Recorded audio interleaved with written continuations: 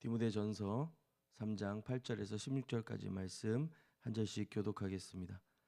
이와 같이 집사들도 정중하고 일구이언을 하지 아니하고 술에 임박히지 아니하고 더러운 일을 탐하지 아니하고 깨끗한 양심에 믿음의 비밀을 가진 자라야 할지니 이에 이 사람들을 먼저 시험하여 보고 그 후에 책망할 것이 없으면 집사의 직분을 맡게 할 것이요 여자들도 이와 같이 정숙하고 모함하지 아니하며 절제하며 모든 일에 충성된 자라야 할지니라. 집사들은 한 아내의 남편이 되어 자녀와 자기 집을 잘 다스리는 자일지니 집사의 직분을 잘한 자들은 아름다운 지위와 그리스도 예수 안에 있는 믿음의 큰 담력을 얻느니라. 내가 속히 내게 가기를 바라나 이것을 내게 쓴 것은 만일 내가 지체하면 너로 하여금 하나님의 집에서 어떻게 행하여야 할지를 알게 하려 함이니 이 집은 살아계신 하나님의 교회요 진리의 기둥과 터니라. 함께 읽겠습니다. 그도다 경건의 비밀이여 그렇지 않다 하는 이 없도다.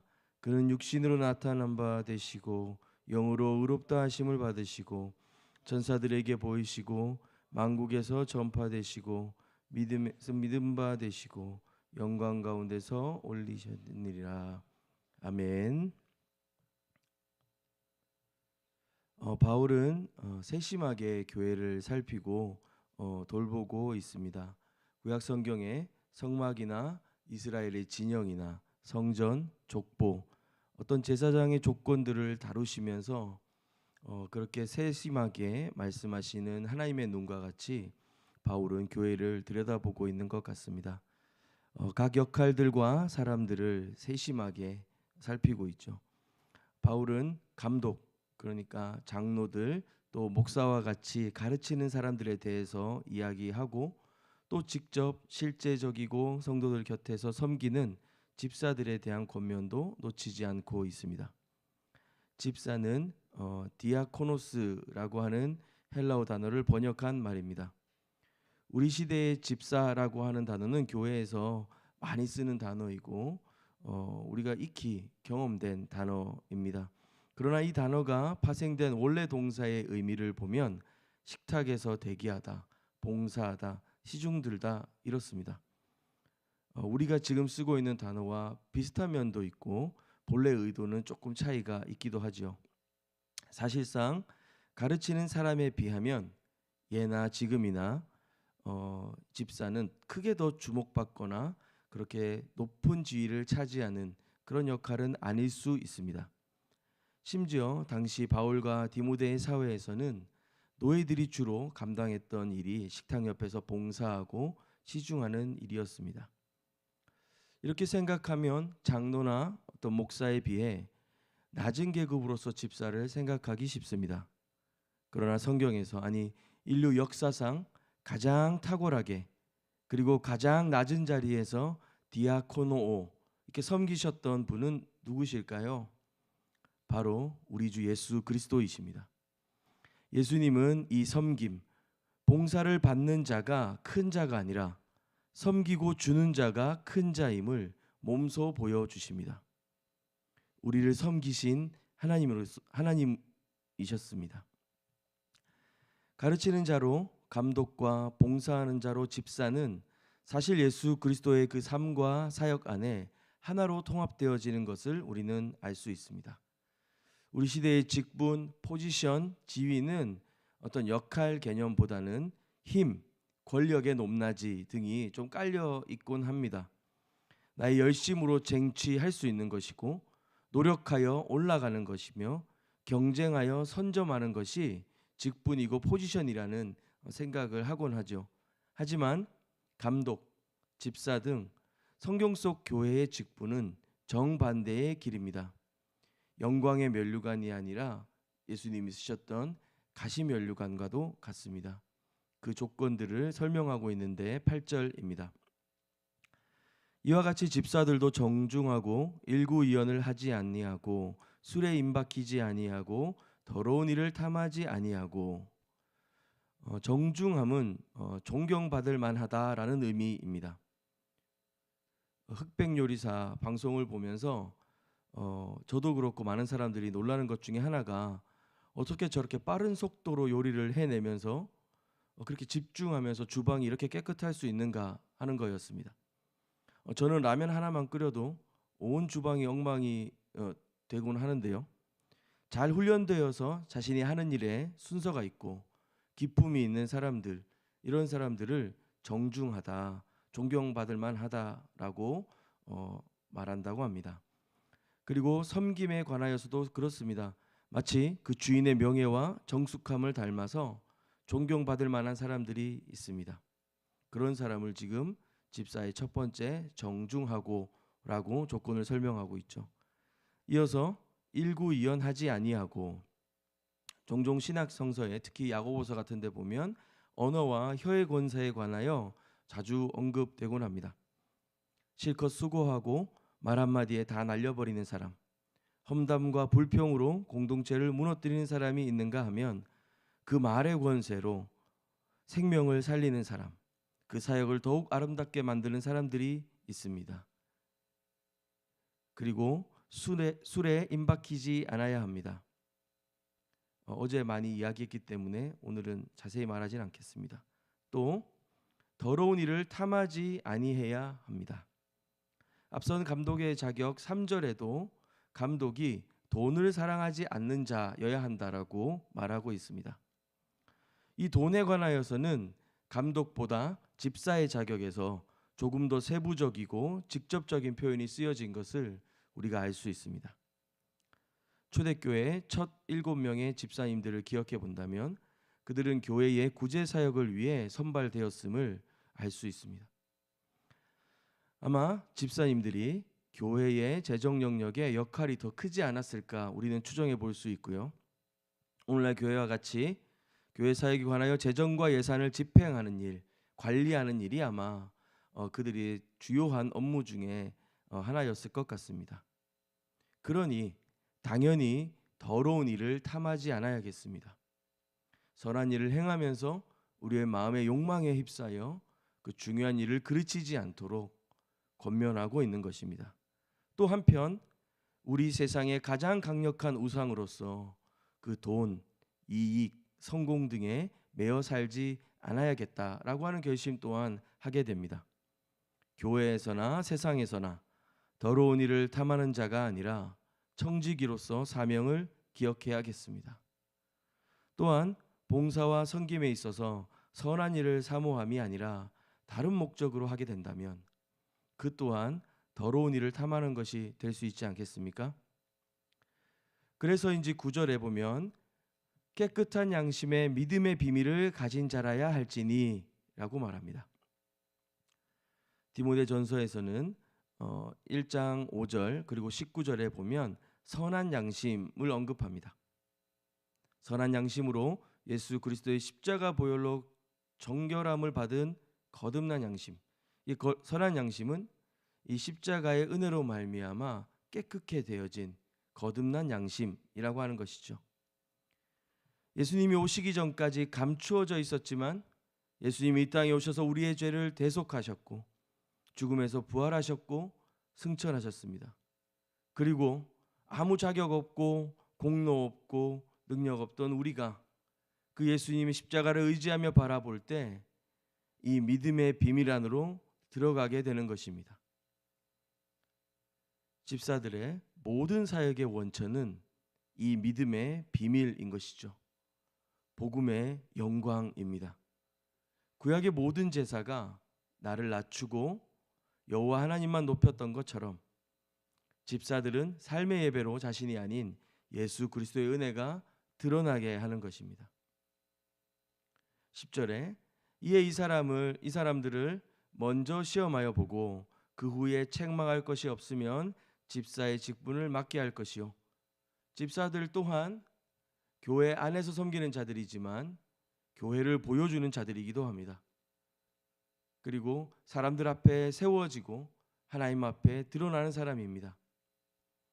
그 일을 넉넉히 감당할 사람인지 완전한 사람인지를 우리는 다 알 수 없습니다. 그러나 그가 책망할 것이 없도록 그를 시험하여 보고 그 직분을 맡기며 하나님 앞에 청지기로서의 삶을 결단하고 결심할 수 있도록 공동체가 함께 이들을 돌봐야 되고 이들을 위해 기도해야겠습니다. 11절 12절 말씀인데요.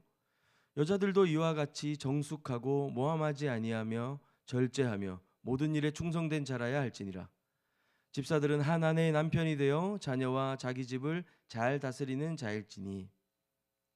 11절 여자들이라고 번역되어 있는 헬라어는 아내, 부인이라는 뜻으로 더 많이 사용됩니다. 그래서 어떤 학자들은 지금 10절까지 언급되어 있는 집사의 아내들에 대한 조건이라고 말하는 사람들도 있고요.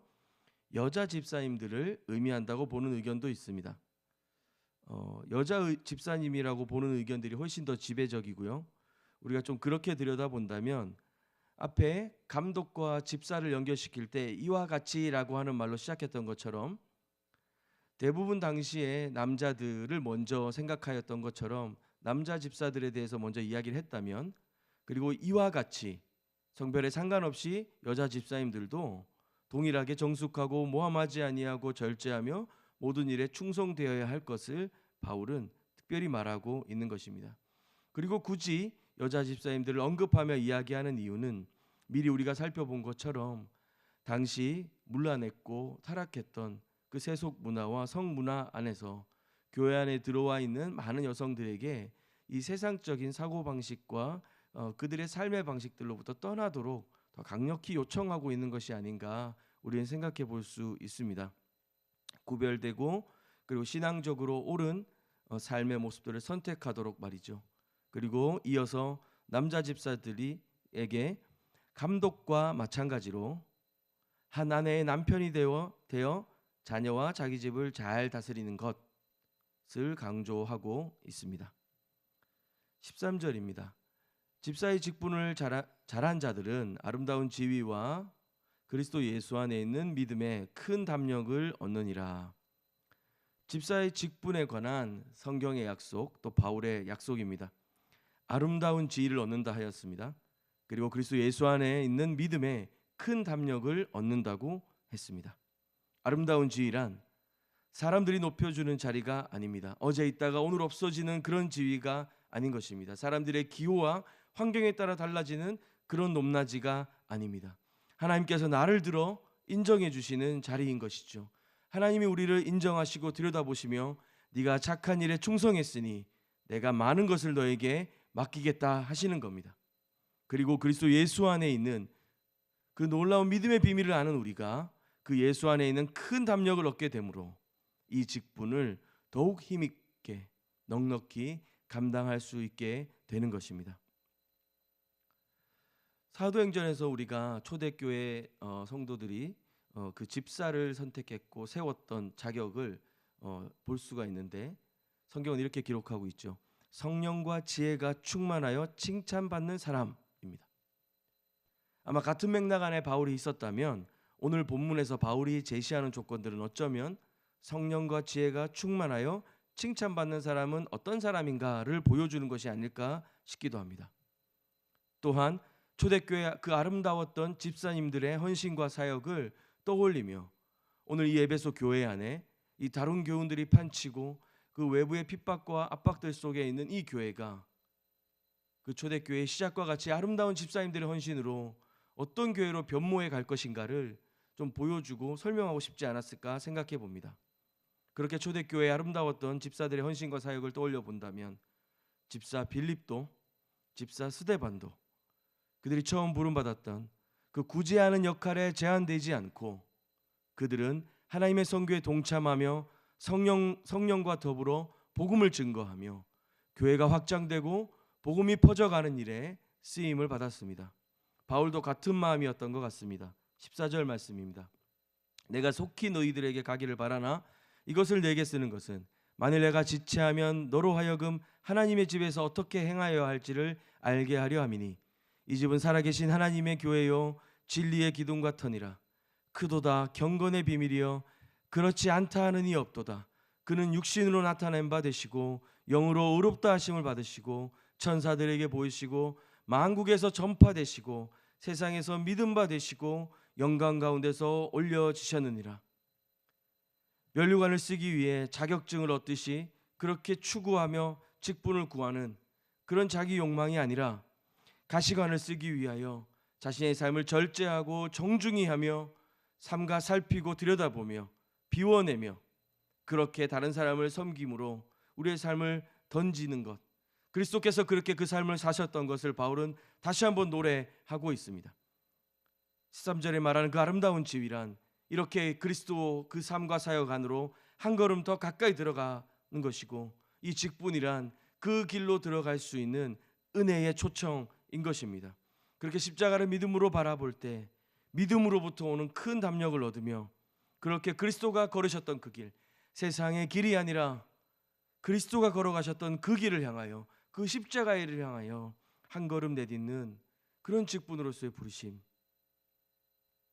그로 말미암아 아무것도 없었던 예수님이 떠나시고 이제 그들은 어찌 될까 두려워하며 다락방에 숨어 기도하고 있었던 그들에게 하나님께서 보여주셨던 그 놀라운 일들과 그 교회의 확장과 그 복음의 흥왕됨은 그리스도의 비밀을 가지고 그 십자가의 낮아짐과 그 죽음과 고난의 길을 걸어감에도 불구하고 그 진리를 꼭 붙잡고 살아갔던 초대교회의 감독들과 집사들의 모습, 그것으로 이어지고 나타나지 않았을까 생각해 봅니다. 오늘 우리도 이 믿음의 길을 선택하며 이 아름다운 지위와 믿음으로부터 오는 큰 담력을 바라보았으면 좋겠습니다. 우리의 자리나 포지션이 아니라 주님이 허락하신 은혜를 따라 믿음으로 형제 자매들을 돌보고 섬기며 교회를 섬기는 저와 여러분이 되었으면 좋겠습니다. 함께 기도하겠습니다. 하나님의 집이고 진리의 기둥과 터인 교회를 우리에게 주셔서 감사합니다.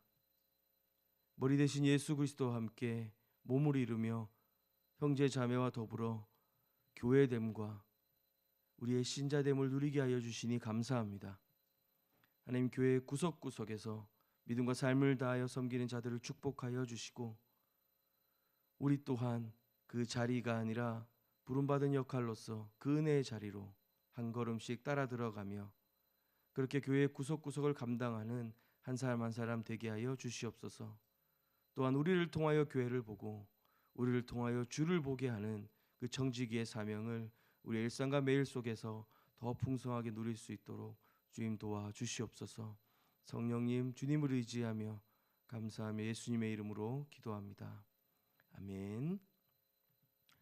우리 먼저 기도할 때 이 아름다운 지위와 믿음으로부터 오는 이 큰 담력, 세상의 길이 아니라 그리스도의 길을 선택하며 높아지는 면류관이 아니라 낮아지는 가시면류관을 바라보는 자로 그리스도의 삶과 사역을 우리의 삶에 담아내며 믿음으로 그렇게 오늘 하루 살아갈 수 있도록 주님께 은혜를 구했으면 좋겠습니다. 또한 이어서 기도하실 때 11월 말에 있는 우리 임직식을 위해서 처음 세워지는 임직자들과 또 함께하는 성도님들 안에 우리 교회가 더욱 주 안에서 굳건하게 세워져 가고 은혜 가운데 건강하고 균형 있게 자라갈 수 있도록 하나님의 사람들을 세워주시고 사용해 주시도록 이 모든 과정과 내용들을 통하여 교회를 더욱 사랑하고 그리스도를 더 깊이 묵상하는 은혜의 시간 될 수 있도록 함께 기도하신 후에 개인의 기도로 더 깊이 주님 앞에 나아가도록 하겠습니다. 함께 기도하겠습니다.